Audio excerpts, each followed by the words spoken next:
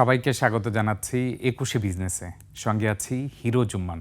দিনের শুরু থেকে সপ্তাহের প্রথম কার্যদিবসে মিশ্র প্রবণতা লক্ষ্য করা যাচ্ছে ঢাকা শেয়ার বাজারে। গত সপ্তাহের শেষ কার্যদিবসও নিম্নমুখী প্রবণতা দিয়ে শেষ হওয়ার পর আজ দিনের শুরু থেকে কিছুটা নিম্নমুখী প্রবণতা রয়েছে এবং মিশ্র প্রবণতা বলা হচ্ছে এই কারণে সূচক মাত্র ৪ পয়েন্টের মতো কমেছে এখন পর্যন্ত। লেনদেনের গতি গত সপ্তাহের মতোই রয়েছে।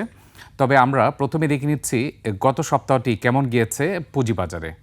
গত সপ্তাহে আমরা যদিও শেষ কার্যদিবসে দেখেছি নিম্নমুখী প্রবণতা ছিল, তবে পুরো সপ্তাহে লেনদেনের গতি বেড়েছে, বাজার মূলধন বেড়েছে ৪৫,০০০ কোটি টাকারও বেশি। আপনাদের সামনে সেই তথ্য তুলে ধরছি। এর আগের সপ্তাহ শেষ হয়েছিল ৫,১৫৪ পয়েন্ট দিয়ে। গত সপ্তাহ শেষে সূচকের অবস্থান দাঁড়িয়েছে ৫,২৩৪ পয়েন্ট, যেটি আজ ৪ পয়েন্ট কমে দাঁড়িয়েছে ৫,২৩০ পয়েন্টে। সব কিছু মিলে গত সপ্তাহে সূচক বৃদ্ধি পেয়েছে ৮০ পয়েন্টের মতো। তবে বাজারের জন্য এটি ইতিবাচকই বলছেন বাজার বিশ্লেষকরা, যেহেতু আপনারা জানেন এই সপ্তাহের শেষে নির্বাচন অনুষ্ঠিত হতে যাচ্ছে এবং নির্বাচন পরবর্তী পুঁজিবাজার অনেক ভালো হবে বলছেন বাজার বিশ্লেষকরা। কারণ এতদিন আমরা দেখেছি যে নির্বাচিত সরকার না থাকার কারণে পুঁজিবাজারে আস্থাহীনতায় ভুগছিল বড় বড় বিনিয়োগকারী সহ বিদেশি বিনিয়োগকারীরা।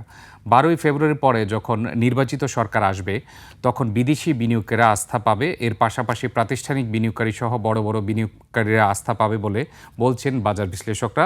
যার ফলশ্রুতিতে আমরা গত কয়েক সপ্তাহ যাবৎ পুঁজিবাজারে লেনদেনের গতিতে কিছুটা ইমপ্রুভমেন্ট দেখতে পাচ্ছি। যার ফলশ্রুতিতে গত সপ্তাহে আমরা দেখেছি এর আগের সপ্তাহ থেকে লেনদেন বৃদ্ধি পেয়েছে প্রায় ৯০ কোটি টাকার মতো ডেইলি অ্যাভারেজ লেনদেনে, এবং শতাংশের দিক থেকে ১৫% বেশি লেনদেন বৃদ্ধি পেয়েছে গত সপ্তাহে। এর আগের সপ্তাহে ডেইলি অ্যাভারেজ লেনদেন ছিল ৫৭৯ কোটি টাকা। গত সপ্তাহ শেষে ডেইলি অ্যাভারেজ লেনদেন দাঁড়িয়েছে ৬৬৮ কোটি টাকা। বাজার মূলধন যেটি বলছিলাম এর আগে ছিল ৬,৯৫,০৮১ কোটি টাকা, যেটি দাঁড়িয়েছে ৬,৯৯,৫৫৭ কোটি টাকা। অর্থাৎ দর্শক আপনাদেরকে কারেকশন করে দিচ্ছি, মাত্র ৪,০০০ কোটি টাকার মতো বৃদ্ধি পেয়েছে বাজার মূলধন এক সপ্তাহে। ৬,৯৯,৫৫৭ কোটি টাকা, অর্থাৎ বাজার মূলধন প্রায় ৭ লাখ কোটি টাকা ছুঁই ছুঁই। এছাড়া মার্কেট পিও কিছুটা বৃদ্ধি পেয়েছে। আমরা কিছুদিন আগে দেখেছিলাম মার্কেট পি ৮ থেকে ৮.৫-এর মধ্যে ছিল, এখন কিন্তু মার্কেট পি ১০-এর কাছাকাছি চলে এসেছে। অর্থাৎ এতেই বোঝা যাচ্ছে শেয়ারের প্রাইসে কিছুটা উত্থান হচ্ছে, তবে এখনই পুরোপুরি স্বাভাবিক হয়ে গেছে এটি বলাটি উচিত হবে না, কারণ এখন পর্যন্ত মার্কেট পি দাঁড়িয়েছে মাত্র ৯.৬৭। আমরা আপনাদেরকে স্ক্রিনে দেখানোর ব্যবস্থা করছি। এর পাশাপাশি বলে রাখছি যে গত সপ্তাহে টোটাল যে টার্নওভার হয়েছিল এর মধ্যে অ্যাডভান্স হয়েছিল ২৩১টি কোম্পানির শেয়ারের দাম, অপরিবর্তিত ছিল ১৭টি, কমেছিল ১৪১টি কোম্পানির শেয়ারের দাম। আমরা প্রথমে দেখে নিচ্ছি মার্কেট পি এখন দাঁড়িয়েছে ৯.৬৭, অর্থাৎ ১০-এর কাছাকাছি। এখনও সর্বনিম্ন পি রয়েছে ফিউল অ্যান্ড পাওয়ার সেক্টরে, ৫.৩১ রয়েছে fuel and power sector P. Banking খাতের পি রয়েছে ৭-এর নিচে।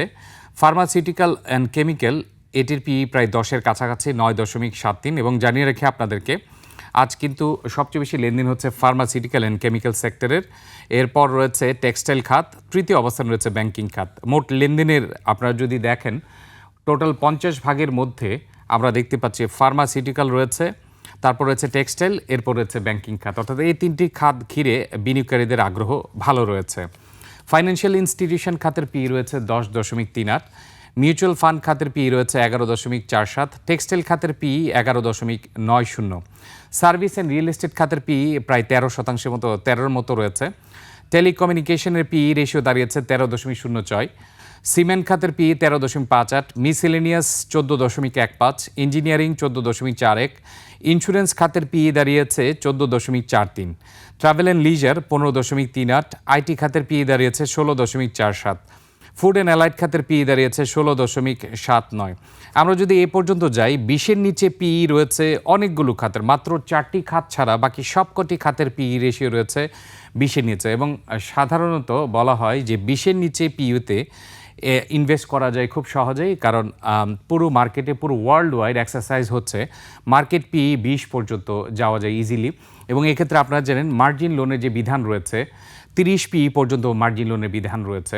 20 পর্যন্ত এক ধরনের নিয়ম, 21 থেকে 30 পর্যন্ত আরেক ধরনের নিয়ম, অর্থাৎ সর্বসাকল্যে 30 পি পর্যন্ত মার্জিন লোনের জন্য অ্যালাউ করা হচ্ছে।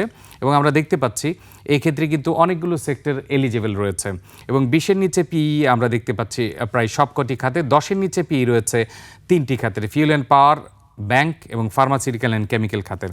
আমরা দেখে নিচ্ছি গত সপ্তাহে উইকলি টপ গেইনারে ছিল কোন কোন প্রতিষ্ঠানের শেয়ারগুলো। এক্ষেত্রে টপ গেইনারে আমরা দেখে নিচ্ছি জেড ক্যাটাগরি অনেকগুলো শেয়ার রয়েছে। এর মধ্যে রয়েছে international leasing, premier leasing, first finance, people's leasing, GSP finance, Al Arafah Islami bank, BIFC, ফারিস finance, Uttara finance, prime finance. এবং আপনারা যদি দেখেন 10টি কোম্পানির মধ্যে 9টিই ছিল আর্থিক প্রতিষ্ঠান খাতের, শুধুমাত্র আল আরাফা ইসলামী ব্যাংক ছাড়া। অর্থাৎ গত সপ্তাহে আমরা দেখেছি আর্থিক প্রতিষ্ঠান খাতে কিছুটা রিকভারি করেছে প্রাইস। উইকলি যদি আমরা টপ লুজারে দেখি বিপরীত চিত্র। আমরা দেখেছি জেড ক্যাটাগরির শেয়ার টপ গেইনারে ছিল, কিন্তু লুজারে ছিল এ ক্যাটাগরির শেয়ার। এর মধ্যে কিছু মিউচুয়াল ফান্ডও রয়েছে, এর মধ্যে ইন্স্যুরেন্স কোম্পানিও রয়েছে। আমরা দেখে নিচ্ছি ডিবিএইচ ফার্স্ট গত সপ্তাহে উইকলি টপ লুজার প্রথম অবস্থানে ছিল এশিয়া প্যাসিফিক ইন্স্যুরেন্স, সোনার বাংলা ইন্স্যুরেন্স, রূপালী লাইফ ইন্স্যুরেন্স, রহিম টেক্সটাইল, ট্রাস্ট ইসলামী লাইফ ইন্স্যুরেন্স, এরপর হচ্ছে Reliance first mutual fund, prime insurance, Bangladesh national insurance company limited, মেঘনা ইন্স্যুরেন্স। অর্থাৎ আমরা দেখতে পাচ্ছি গত সপ্তাহে আর্থিক প্রতিষ্ঠান খাতের প্রাইসে কিছুটা উত্থান হয়েছে, অন্যদিকে মিউচুয়াল ফান্ড বিশেষ করে ইন্স্যুরেন্স খাতে ব্যাপক পতন হয়েছে। এবং আমরা যদি দেখি individual stock wise, international leasing গত সপ্তাহে 47.5% বৃদ্ধি পেয়েছে, প্রিমিয়ার লিজিং 47.37% বৃদ্ধি পেয়েছে এক সপ্তাহে। এরপর রয়েছে ফার্স্ট ফাইন্যান্স প্রায় 42% বৃদ্ধি পেয়েছে, পিপলস লিজিং 40% বৃদ্ধি পেয়েছে, জিএসপি ফাইন্যান্স 40% বৃদ্ধি পেয়েছে, আল আরাফা ইসলামী ব্যাংক 37.69% বৃদ্ধি পেয়েছে এক সপ্তাহে, বিআইএফসি 29.41% বৃদ্ধি পেয়েছে, ফারিস ফাইন্যান্স 28.36% বৃদ্ধি পেয়েছে, উত্তরা ফাইন্যান্স 28% বৃদ্ধি পেয়েছে, প্রাইম ফাইন্যান্স 27% বৃদ্ধি পেয়েছে। অন্যদিকে মিউচুয়াল ফান্ড এবং ইন্স্যুরেন্স খাতে যে ধস হয়েছে, ডিবিএইচ ফার্স্ট দেখা যাচ্ছে যে আসলে কতটুকু দর হারিয়েছে, এর মধ্যে 21.54 অর্থাৎ প্রায় 22% দর হারিয়েছে। এশিয়া প্যাসিফিক ইন্স্যুরেন্স প্রায় 10%-এর কাছাকাছি দর হারিয়েছে, সোনার বাংলা ইন্স্যুরেন্স 9.39% দর হারিয়েছে, রূপালী লাইফ ইন্স্যুরেন্স 8% দর হারিয়েছে, রহিম টেক্সটাইল 7.73% দর হারিয়েছে, ট্রাস্ট ইসলামী লাইফ ইন্স্যুরেন্স 7.41% দর হারিয়েছে, রিলায়েন্স ফার্স্ট মিউচুয়াল ফান্ড 6.67% দর হারিয়েছে গত সপ্তাহে, prime insurance 6.32, Bangladesh national insurance 6.28, মেঘনা ইন্স্যুরেন্স 6.21% দর হারিয়েছে গত সপ্তাহে। আমরা এখন দেখে নিচ্ছি সেক্টর ওয়াইজ পি। আমরা দেখেছি কোন কোন সেক্টর গত সপ্তাহে উত্থান হয়েছে, কোন কোন সেক্টর গত সপ্তাহে পতন হয়েছে, সেটি একটু দেখে নিচ্ছি এবং এটি এর আগের পেজে রয়েছে। সেক্ষেত্রে সেক্টর ওয়াইজ মুভমেন্ট যদি আমরা দেখি, গত সপ্তাহেও ব্যাংকিং খাতের উত্থান ছিল, এরপর সিমেন্ট খাত রয়েছে উত্থানের দিকে, এছাড়া পতনের দিকে রয়েছে সিরামিক খাত, আরও রয়েছে কর্পোরেট বন্ড, ইঞ্জিনিয়ারিং খাত গত সপ্তাহে উত্থান হয়েছে, ফাইন্যান্সিয়াল ইনস্টিটিউশন উত্থান হয়েছে, ফুড অ্যান্ড অ্যালাইড খাতের উত্থান হয়েছে। তবে fuel and power, general insurance, IT, jute, life insurance পতন হয়েছে গত সপ্তাহে। মিসেলিনিয়াস খাতের কিছুটা উত্থান হয়েছে গত সপ্তাহে। এর পাশাপাশি মিউচুয়াল ফান্ড গত সপ্তাহে কিছুটা উত্থান হয়েছিল, যদি আমরা দেখেছি উইকলি টপ লুজারে কিছু মিউচুয়াল ফান্ড ছিল। পেপার অ্যান্ড প্রিন্টিং গত সপ্তাহে দাম কিছুটা পড়েছে। এর পাশাপাশি উত্থান হয়েছে যেসব সেক্টরের, pharmaceutical, chemical, service and real estate, tannery industries, telecommunication, textile খাতের উত্থান হয়েছে গত সপ্তাহে। ট্রাভেল অ্যান্ড লিজার খাতের কিছুটা পতন হয়েছে গত সপ্তাহে। আমরা দেখে নিলাম গত সপ্তাহ কেমন গিয়েছে। এখন আমরা কুইকলি দেখে নিচ্ছি আজকের শেয়ার বাজার কেমন যাচ্ছে। আমরা কিছুক্ষণ আগে দেখেছি 4 পয়েন্টের মতো সূচক কমেছে, 166টি কোম্পানি শেয়ারের দর বৃদ্ধি পেয়েছে, 131টি কোম্পানির দর হারিয়েছে, অপরিবর্তিত ছিল 70টির বেশি শেয়ারের দাম এবং লেনদেনের গতি ছিল প্রায় 300 কোটি টাকার কাছাকাছি। এখনও লেনদেন শেষ হতে প্রায় 1.5 ঘন্টা বাকি রয়েছে, দেখা যাক লেনদেনের গতি কেমন যায়। এছাড়া আপনাদেরকে জানিয়ে রাখি, গত সপ্তাহে আমরা যেটি বললাম যে শেষ কার্য দিবসে পতন হয়েছিল, অর্থাৎ 32 পয়েন্টের মতো সূচক কমেছিল। আজ কিন্তু এতটা পতন হচ্ছে না, মাত্র 4 পয়েন্টের মতো সূচক কমেছে, অর্থাৎ সূচক প্রায় ব্রেক ইভেনের কাছাকাছি রয়েছে। এবং নির্বাচনমুখী যে বাজারে অংশগ্রহণের কথা বলা হচ্ছে, বাজার বিশ্লেষকরা যেটা বলছেন যে আজকের পরে আর মাত্র 2 কার্য দিবস বাকি রয়েছে নির্বাচনের আগ পর্যন্ত, এবং এরপর আমরা দেখতে পারবো নির্বাচন পরবর্তী পুঁজিবাজার। এবং সব দলই বলছেন যে নির্বাচন পরবর্তী পুঁজিবাজার হবে ভালো পুঁজিবাজার, কারণ যে দলই ক্ষমতায় আসুক না কেন তারা পুঁজিবাজারকে প্রাধান্য দিয়ে থাকবে, পুঁজিবাজারকে অর্থনীতির অন্যতম প্রধান অংশ হিসেবে ধরা হবে। এই জন্য বলা হচ্ছে যে নির্বাচন পরবর্তী পুঁজিবাজার ভালো হবে। এখন আমরা দেখে নিচ্ছি এখন পর্যন্ত সূচক 5.5 পয়েন্টের মতো কমেছে, 5,228 পয়েন্টে অবস্থান করছে। এছাড়া মোট লেনদেন হওয়া কোম্পানিগুলোর মধ্যে কতগুলো কোম্পানির দর বৃদ্ধি পেয়েছে সেটা দেখে নিচ্ছি। এখন 166টি কোম্পানির দর বৃদ্ধি পেয়েছে, কমেছে 132টি কোম্পানি শেয়ারের দাম, অপরিবর্তিত রয়েছে 91টি কোম্পানি শেয়ারের দাম। এছাড়া লেনদেন এখন আমরা দেখে নিব, লেনদেন প্রায় 300 কোটি টাকার কাছাকাছি চলে আসার কথা, তবে এখন পর্যন্ত দেখা যাচ্ছে লেনদেন হয়েছে মাত্র 278 কোটি টাকা, অর্থাৎ লেনদেনের গতিও কিছুটা মন্থর রয়েছে গত সপ্তাহে ডেইলি অ্যাভারেজ লেনদেন অনুযায়ী। আপনারা জানেন গত সপ্তাহে ডেইলি অ্যাভারেজ লেনদেন ছিল 668 কোটি টাকা, যদিও শেষ কার্য দিবসে 600 কোটি টাকার নিচে লেনদেন হয়েছে। সেই হিসেবে বলা যেতে পারে গত সপ্তাহের শেষের লেনদেনের গতি অব্যাহত রয়েছে আজ ঢাকা শেয়ার বাজারে।